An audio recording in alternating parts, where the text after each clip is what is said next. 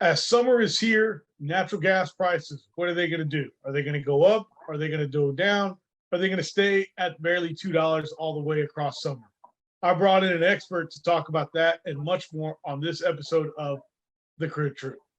In 1901, at Spindletop Hill near Beaumont, the future of Texas changed dramatically as, like a fountain of fortune, thousands of barrels of oil burst from the earth towards the sky. Soon, Detroit would be cranking out Model Ts by the millions, and America was on the move, thanks to the black gold being produced in Texas. Now, more than a century later, the vehicles are different, but nothing else has truly changed. Sure, there may be many other alternative energy sources like wind and solar and electric. But let's be honest, America depends on oil and entrepreneurs, and if the USA is truly going to be independent, it has to know the crude truth. Well, good morning, good afternoon, good evening. Thank you as always for watching, listening to another episode of The Crude Truth. Please be sure to like, subscribe, and as always, leave only 5-star reviews. What a great day it is today. My guest today is somebody that behind the scenes has actually been on the show before, but unfortunately, due to my recording expertise, I did not record any of the sounds. So you've got me and this person for 35 minutes just staring into a screen. My guest today is Kindra Snow-McGregor. Kindra, how are you? I'm doing great. Thank you, Ray. How are you doing? Doing excellent. Cannot complain at all, especially now that I've got the expert team here today. I had the opportunity to meet you in Colorado when I was up there just about 2 months ago. And it was me, myself, and I in a box of equipment. So there was no Sandstone Group. There was no Real News Communications. It was Ray Trevino in a box of equipment. And you remember I'm sitting there trying to make sure it's all working correctly. And I was a little nervous. But anyway, we did not get any of the sound. So when Eric started going through it, and Eric's our producer to everybody out there, he goes, RT, you got no sound on this. He goes, you look great. It looks like y'all are having a great conversation. Well, how's Colorado right now? Oh, Colorado is going to be beautiful today. So we should be up in the 70s and finally very little wind. So it should be a great day to be in the state. That's for sure. Good. Are the snow caps finally starting to melt over there? Or are they still pretty covered? No, they're still pretty covered. And we just went through some pretty extreme weather. We had a 3-inch hailstorm at our location here at the house. Whoa. Lost half a window. Fortunately, the interior pane held, but quite a bit of damage. So hoping that that's the last of that type of weather for many years to come. It was pretty scary. Yeah. Was it all pea-size hail or was it? No, 3 inches, a 3-inch. Oh my gosh.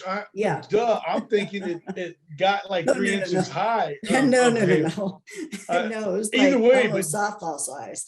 Wow.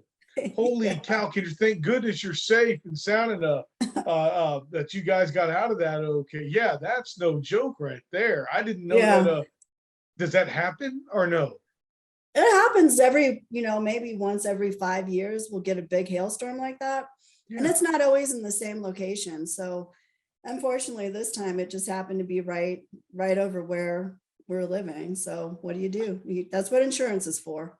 Yeah, that's why we pay for it. I know I was talking to some people about that this morning. It's like, man, be sure to use that stuff because we pay for it every month. Right. Oh my gosh.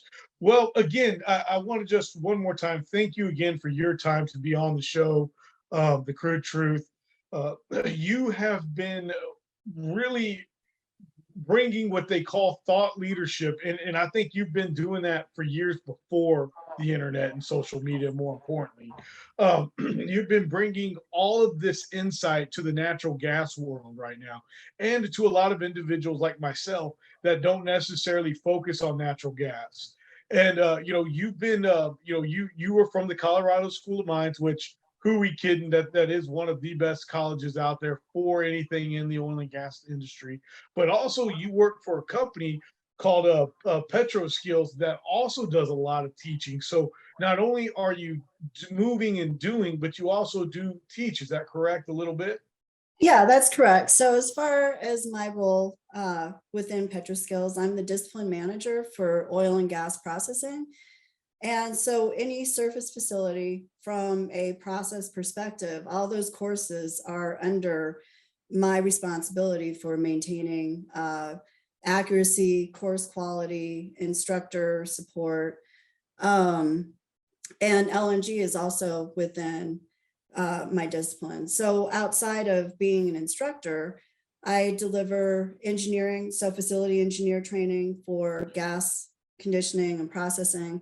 I also do a lot of operator training. And so we'll do a lot of customized in-house operator training for clients where we focus on their specific asset, talk about their specific operating issues and ways that they can optimize and troubleshoot their plant performance. So that's primarily my role. I'm in the classroom a fair amount, but I also have a lot of other responsibilities, including content development outside of actually delivering training. Well, I mean, you talk about your content development and how you also have to implement for operators a specific program, so to speak. Can you give me just a couple quick examples of what an operator may call you up and say, "Hey, Kindra, here's what I need done. This is a new asset that I have." What could they expect from? Well, it really just depends. So for example, we can do a 3-day program focused on, a specific gas plant, or it doesn't have to be a gas plant. It could be an oil production and processing facility. And we can go all the way up to 10 days. And so really what the client is looking for is it really depends on who are they going to be putting in the classroom? Are they board operators? Are they doing, operations onboarding where say, maybe this person came from downstream refining or maybe, they're in Colorado, there's a lot of veterans running our plants. So maybe they have no experience in the industry or with this type of operations. So depending on, who's in the classroom, then we can structure the content to be whatever the client wants, and we can go into as much detail.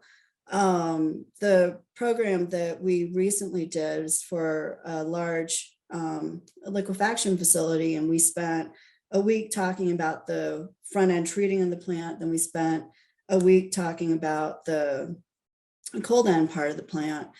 And so that program, because it was very advanced and detailed, it was really designed for experienced operations staff to raise their game up, to become much more proficient and reactive, or not, sorry, become more proactive rather than being reactive when things happen to, go pear-shaped a little bit, if you will. Not like things go pear-shaped, but just if you start seeing, operating problems, what's the easiest way to think about it? And how do I know if I'm making the right move, if I'm on the board, if you will? Right. And that's the important part right there, knowing and then knowing how to be proactive and how to make the right moves. And I think that's something sometimes that us in the industry, we get a bad rap on it. People don't think that we go through classes that may be 10 days long to learn about new things, to stay safe, or, technology wise, that they just don't understand. It's like, no, we care about what we're doing. Yeah. And we put as much into this training wise as the IT people do, because God knows, you remember in the 80s and 90s, I mean, all the rage was, I'm going to IT training for a week, for 2 weeks. Yeah. And it's like, oil and gas has been doing that for 100 years. Well, and then, to your point, I didn't mention this, but we always have a strong emphasis on safety. And so anytime that we're delivering content, I want to make sure that everyone understands, hey, where are the high risk areas? If I lose containment for whatever reason, where are my high risk areas and what do I need to be watching for? And just so that people are more aware and more sensitive to the things that can go wrong. Because I mean, the reality is 98% of everything that we touch in our world in a facility is flammable. And so loss of containment is if we can keep it in the pipe, we can keep the plant safe. Yeah. Essentially. You talk about if we can keep it in the pipe and the loss of pipe. That reminds me of a conversation you and I had about when the prices went up real high back in when what was that, January of last? No. When did prices go high? 6 months ago, 8 months ago now? No, so that would have been, it was when Freeport had their incident. Yes, that Freeport incident. And not a lot of people know about that Freeport incident. And I'd like to kind of have you talk about that for a minute, if that's all right. Yeah, that's unfortunately it was a valve misalignment, if you will, that resulted in thermal expansion of an LNG rundown line, which then the pipe ruptured as a result of the relieving device not being available. And it was, really an unfortunate situation. And so they're doing a lot of work, and they have done a lot of work to really improve their operations and safety. And, FERC has been working with them, and now they're up and running. They're fully operational again. But at the time when that incident occurred, natural gas prices in the US spiked up 40%. Yeah. Simply because Freeport LNG takes so much gas demand off of our natural gas market in the lower 48. And so we saw the gas prices go up here by 40%. But we also saw gas prices over in Europe, because at the time, they're still going through their energy crisis, if you will. Yeah. Because of the whole issue with Nord Stream 1 and, Russia and Ukraine. They lost their major supply of natural gas. And so we also saw prices spike in the European continent as well, as a result of that one incident. Well, exactly because of that incident. And of course, it was right at the time when everybody thought that the weather was going to be horrific for the winter time as well. And so then the market played into it as well. Is that correct? That also helped those prices go up as much as, because we went from basically $2 to $8 in a very short amount of time, an MCF, correct? Yeah, I think before we hit 8, we were probably sitting closer to 4 or 5. Right. So it wasn't like the gas prices that we're seeing now. Last summer, we had much higher natural gas pricing than we do currently. No, because we're currently should still be around that $2, if I'm correct, here today. This morning, I think we were sitting at $2.52 on the Henry Hub. Oh, wow. Well, what are you thinking about that? How are the prices looking for this summer? I think that's what everybody wants to know, like the Right. orange juice commodities and trading places. What's it going to be? Well, interestingly enough, so, when you sent me the list of questions earlier this week that you wanted to talk about, I did some research, and funny enough, the EIA came out today with their short-term forecast, literally this morning. I kid you not. And I know some people. What's that? I know some people. Make sure, Yeah, you told them, hey, get on that short-term energy outlook for me, would you? Yes. So basically what they're seeing is they're thinking that our gas prices are going to go up. I don't know, we should probably be sitting somewhere $4 a million by the end of 2024. So they're anticipating natural gas pricing to increase. Now, how, that's a forecast. There's a lot of things that can happen in between, here and then. So yeah, and the other thing that you need to take into consideration, I was looking at, because for a long time, I was scratching my head, why are gas prices so low? Like, seriously, why are we sitting at $2 a million BTU? What's going on? But basically, we had a warmer winter, so we didn't have as much natural gas withdrawal from our gas storage. And right now, our natural gas storage in the US is 36% higher than we were last year. And so on average, we're 23% higher over the 5-year average this time of year. The winter withdrawals were lower. And currently, in terms of the gas production, we have 25 rigs that are operating above the number of rigs that we had at the same time last year. And so with anything, I mean, it's supply and demand. And so if there's too much supply, then, you know, your prices naturally go down. Right. You know, when you talk about the supply and how right now we do have too much of it, and of course, you know, we have been called the Saudi Arabia of natural gas here in the United States. And of course, the shale revolution has been a big part of that. Do you think that we should build out a, liquid natural gas? Like, should we build out our liquid natural gas capacity, Kindra? Um, that's a tough question because it's not a very easy prospect to go build one of these facilities because they are multi-billion-dollar investments that require 20-year long-term contracts for LNG sales before they can even make FID. And in addition, they also have to be able to source the feed gas for those plants. And when you look at, well, how much feed gas are we talking about? I don't know. We can take, I mean, basically what I did, there's a number of different sources that you can look at. But essentially right now, currently we're exporting roughly 12.7 billion standard cubic feet a day, 12.7. Wow. And that's just with our current liquefaction trains that are built and running. And that's assuming everybody is running at plant capacity. And so, for example, right now, we have some facilities that are down for maintenance and turnaround. And so those plants aren't running at their nameplate, if you will, right?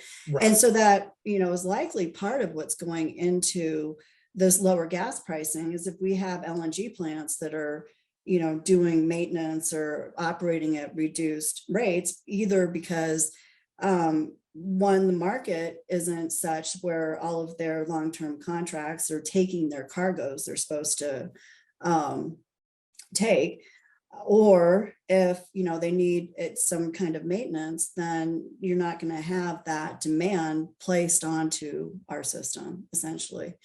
But I think the other limiting constraint is not just getting the buyers lined up for the project that, you know, you want to go build, because that's got to be done before we decide to spend that amount of money. But you also have to have the natural gas supply secured in the US. Because I mean, we're like, what's different about the United States liquefaction is that these plants are taking natural gas from the transmission line. All right. So somebody else already processed it. We're buying gas from a supplier. Right. When you look at facilities at, let's say, Australia, or, you know, we could go over to Qatar, those are integrated facilities where you build the plant, but you own the reservoir molecules. Oh, wow. That's a big difference. So it's a huge difference. It's also a huge different investment. Yes. And so for us, all we have to do is secure the gas. But in order to secure the gas, in many instances, if you look at, RBN has done a number of interesting blogs on pipeline capacity going to South Texas and Louisiana, because that's where many of these proposed plants are going to be built. We need new pipelines. Yeah. And so then the question becomes, can we get the pipeline capacity built and approved by the time the plants come online and need it? Yeah. And so there's a lot more moving pieces to getting one of these facilities built. The other thing that we're seeing now today is that the rising costs to build one of these facilities are going through the roof. Yeah. And so, for example, if you looked at Corpus Christi Train 3, that cost them, and this is in dollars per ton LNG, roughly, I don't know, $590 per ton. All right. And if you look at Port Arthur, that's like 900. Oh, wow. That's a big difference. as huge. So it's almost doubling. And so Yeah. now that makes getting to the final investment decision even more difficult, because now you have much higher capital costs that you have to pay to get the plant built. Yeah. And so your long-term contractual agreements may not have reflected that capital investment. And so in many instances, some of these projects are having to go back and renegotiate their takeoff contracts Whoa. as a result. Yeah. That's another compounding factor, if you will. You like named off three different compound, excuse me. You named off like three different compounding factors, all on whether or not we could actually build out our, liquid natural gas capacity. Oh, And I mean, there's so many factors that go into that. I think sometimes people just say, "Oh, we just need to expand our capacity," and it's like you just basically said, "Yes, but do you know what all that's truly going to entail?" And we didn't even bring up regulations, anti-oil people. I mean, we just brought up the crude truth on how to build one out and look at it the right way and build it smart here in America. so the other thing, here's the deal. Right now, we have a number of plants that are under construction. Mm-hmm. And so they've already made FID, they've already made the financial commitment. And so likely those project costs, depending on when they bought the equipment, they're probably not going to get hit by the increasing costs that we're looking at, other than, maybe for construction.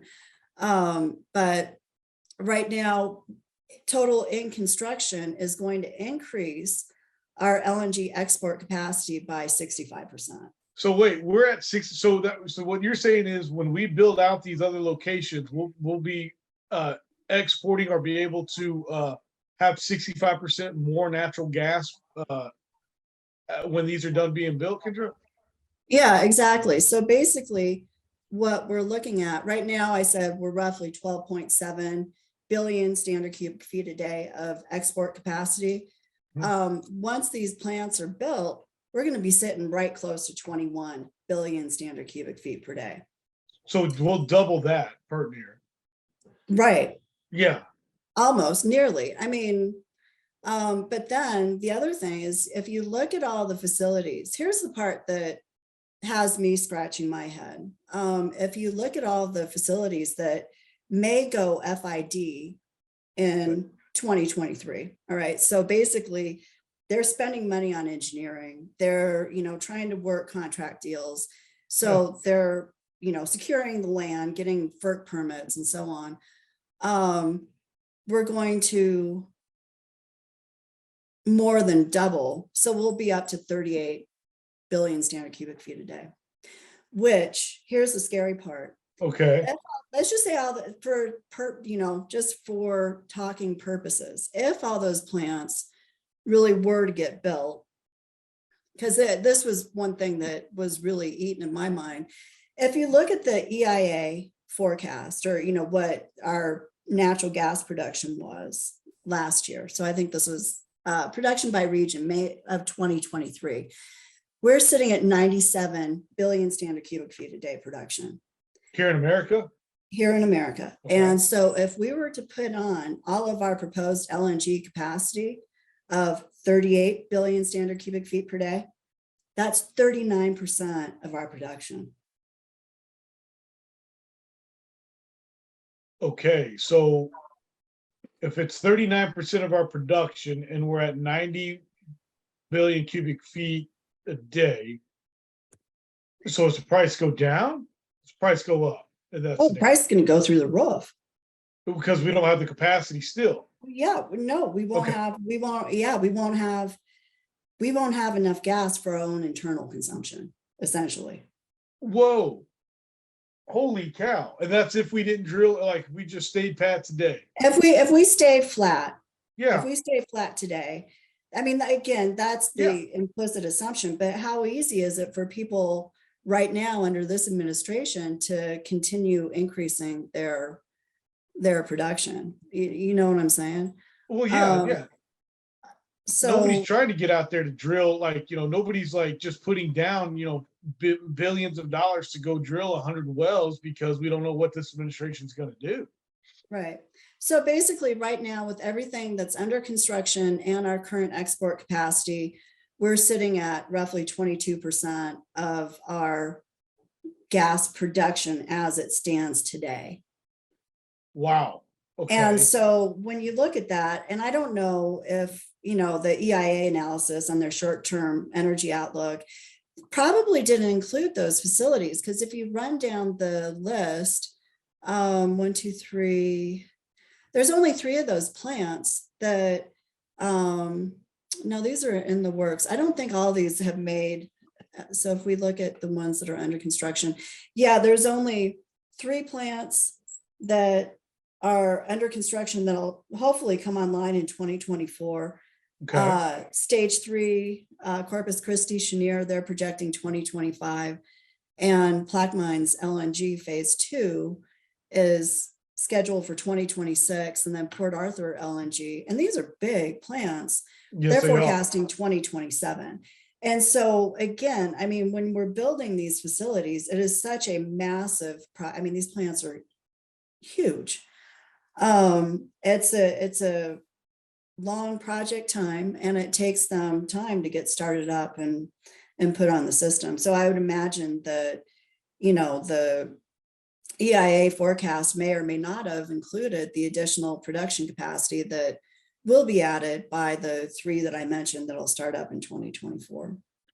So with all these coming online in the next 4 years, where would you see, well, one, I don't think, I don't want to draw politics into this, so I'm trying to keep that out of this the best way I can. And trying to think of the best way to ask that. Basically, do you think we can actually then get all these up and running and then be able to possibly drill some more wells? Because that's obviously what we'll have to do, correct, to continue to feed these new locations. Is that correct? Right. And what I was looking at is just lower 48. So Right. this doesn't include anything in Alaska or BC or in the Gulf of Mexico. But the thing about it is, when you look at where these projects are being proposed or built, they're all in hydrocarbon friendly states. Right. And so I would say that the odds are good that, they'll be able to get those pipelines in, and you wouldn't be making that kind of investment decision, go spend billions of dollars if you weren't absolutely certain that your feed gas was secured to the plant.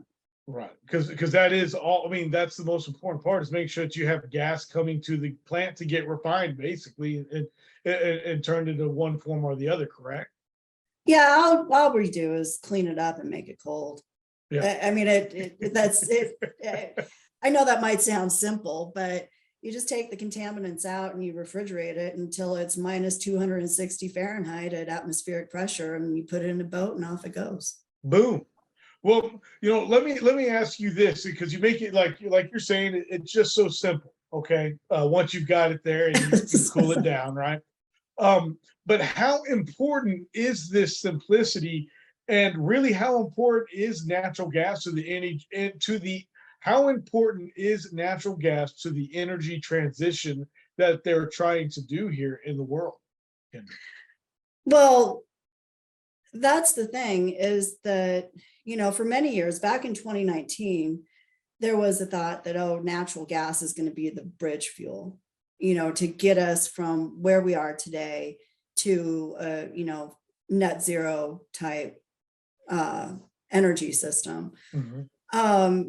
As you have seen, that has fallen greatly out of favor with some people. But even if you look at the EU, the UK, et cetera, what the problem is that natural gas is required.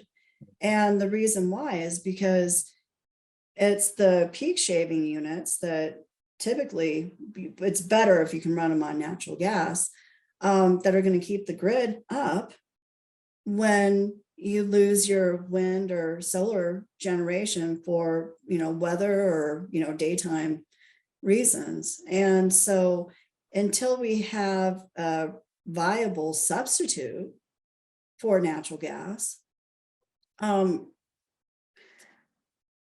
it's got to be used. And from my perspective, the other big thing that people don't necessarily think about or talk about, but it's the whole fertilizer industry. The majority of our fertilizer, it comes from processing with natural gas. So natural gas is the feedstock that makes the fertilizer that essentially allows us to feed the global population. And so, once we start looking at, well, are we going to start restricting fertilizer or, requiring people to go all organic? Sri Lanka has proven that currently right now, just that it's not feasible because their crops failed. And so, if we want to feed the world, we need to have adequate fertilizer, but we also need to have the fuel to be able to run the agricultural equipment, the, tractors, the harvesters and everything else. So, I think a lot of thought leaders, if you will, that are on the net zero bandwagon are not being honest with themselves about where all of our stuff actually comes from. No, they're not. And I want to make a statement, and you do hear about carbon footprint, but you don't hear about it as much anymore. And I think that has to do with the electric vehicles, about how bad the carbon footprint is for electric vehicles. But it sounds like that the true carbon footprint for natural gas is so small compared to electric vehicles or even oil that, the process is a lot simpler. It's really a lot cleaner energy to burn up in the atmosphere. And more importantly, we have an abundance of it right now that we could really use here in America. I know here in Fort Worth, our bus system uses compressed natural gas, and I think even some police vehicles use it. So I do know it is a good alternative fuel, but it also sounds like after talking with you today, the carbon footprint is a lot less also. Is that correct? That question is a pretty difficult question to answer because it really depends on, where was that electric car made, what powers, and I've seen some studies that have come out that have tried to estimate the total CO2 footprint of a electric vehicle. I guess from my perspective, I live in Colorado, and I don't think electric vehicles are safe for people to use in the wintertime because we can have big storms. My battery power goes down, or, and my range really goes down in the wintertime. If you get stranded out on the road in a 2-foot storm, you're not going to have heat if your battery dies. True. So I don't think the technology isn't practical enough to really or go to Wyoming, right? I mean, the distances between towns are so huge. And if I'm working at a gas plant in the middle of nowhere, that simply just it's not practical. But as far as natural gas vehicles, certainly there's an organization called Natural Gas Vehicle America. I think they changed their name, but we have fueling stations all over the US. And a lot of companies in the oil field have natural gas trucks for, their operations, their guys out in the field. We also have natural gas powered drill rigs. So certainly if I do the comparison between CO2 emissions between a diesel and a car running, on natural gas, it's going to be significantly less. I think the bigger challenge that we're going to face is the whole methane emissions and what the current administration is trying to do in terms of methane fee, looking at methane emissions and people trying to figure out how are we going to manage that. So I don't know what that's going to do either, because there's, like I said, there's a number of unknowns that, it's kind of hard to predict what's going to happen. But we're resilient. I mean, if you look at the operations in Colorado, despite it all, we probably have the toughest regulatory environment in the world. And I kid you Yes. not. I'm not No, joking. I think y'all do too. I agree. But we're able to make it work. And so it can be done. It's just, it takes planning and it takes, more investment, but it can be done. So I'm not saying that it can't be done. It's just going to cost more. Right. No, and I do want to say that again, when I was there in Colorado, I had an also chance to talk to Dan Haley, the Colorado oil and gas president. And y'all do have the strictest rules and regulations to drill oil, but yet y'all continue to be, I think it's y'all flirt with the fourth largest producer to the sixth largest producer here in America every month. So, Oh, yeah. and of course, we all know how beautiful Colorado is. So y'all definitely make it work. Kindra, I can't thank you enough. I did not mean, I feel like my questions today kind of put you on the spot, and I apologize because, as everybody knows, I try not to hit people with the hard questions. But you know what? You know the answers, and you give them, and so and you give the crude truth on what's going on. So that's why I have to ask you those questions. So thank you so much. I mean, we need to know about, hey, can we build out this, or can we as Americans be able to take liquid natural gas and transition with it? And so I really just hope everybody that's listening today really kind of can take in all that is good about natural gas and how we can grow from it. So just thank you so much for being on the show today. Oh, you're very welcome. And again, I thought your questions were great because those were questions that I was asking myself too. Because you look at all these projects that are being proposed and might come online. I was wondering, well, how big is big? Like, what are we talking about doing here? And so, when you look at those numbers and you think about it, I suspect that a number of plants that are, scheduled to go FID. I don't know if you heard about the Lake Charles project. They lost their permit renewal. So there's, that Driftwood's having a hard time. So that was Energy Transfer's Lake Charles. Yeah. And then I think next decade, the Rio Grande LNG, they had some delays as well, but they just got their FERC approval. So, it'll remain to be seen. Some of these plants are really fascinating. And I just want to talk about one because I think this shows what our industry can do. Okay. So the next decade Rio Grande LNG project is going to capture all their carbon. They're capturing all their carbon emissions, both from the inlet feed gas, but also off of their gas turbines.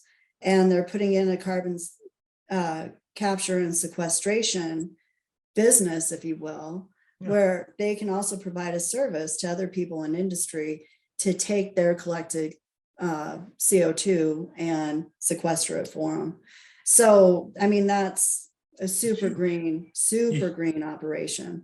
Yeah. And so when you look, I mean, again, it can be done, but when that type of investment is made, it's going to make that facility a lot more expensive, right? And so then at the end of the day, I would imagine, I don't know, but I would suspect that they probably have to sell their LNG at a higher price, but they can demand a higher price. Correct. Because it's CO2 neutral. And that's what the people that sell it to them say, hey, I'm doing it clean, I'm doing my part, and I'm passing it on somewhere where it's CO2 neutral. And that sells. That can sell to the pesky banks that are ESG friendly. It also then sells to just other investors that say, hey, you be part of something over here that's different, new, and green, so to speak. So again, that's just another way that natural gas truly is a eco-friendly fossil fuel, as they call it. No, it's not. I think we need to drop that. Drop what? It's not fossil fuel. We're well, not. No. Well, yes, yes. We're the original. We're the original biofuel. That's reality. Love it. Yes, ma'am. I get it. Okay. Yes, ma'am. The original. Yes, ma'am. Amen to that. I did not think of that, and that is perfect. And that's the And crude truth. yeah. And lastly, we don't Yeah. work in the oil and gas industry. We work in the reliable energy industry. That's who we are. Oh my gosh, you are reliable energy. I am. For those of y'all that are not watching this episode, I am sitting here literally writing these last two things down as we speak. Kindra, you are great. Thank you so much. How can people find you and PetroSkills? And if other individuals want to just ask you some tough questions like me, how can they get a hold of you? They can find me on LinkedIn. Oh, perfect. And that's Kindra Snow-McGregor, McGregor, McGregor. Yep, that is correct. Hyphenated Oh, name. Well, Kindra, I cannot thank you enough for this. Thank you so much. Would you like to say anything else before we go? Oh, no, I would like to thank you. It was a fun conversation. I'm excited to put this white paper together based on, and I'll cite all the sources and stuff. I'll send it to you once it's published. But Heaven yeah, I thought forbid it we was cite great. sources anymore these days. I remember I had a whole the college book handbook, and then you had to cite all your sources on where you got your information. I don't think kids know how to do that anymore. I don't know. My children are old and grown. I'm a grandmother now. So Well, Kindra, thank you again so much. To all our listeners out there, thank you all very much. Again, be sure to like, subscribe to the Crude Truth, and we'll see you next time on another episode of the Crude Truth. This episode of The Crude Truth is brought to you by Oil and Gas Workers Association, Sandstone Group, Air Compressor Solutions, Basin Fluids and the Fuel Pros, and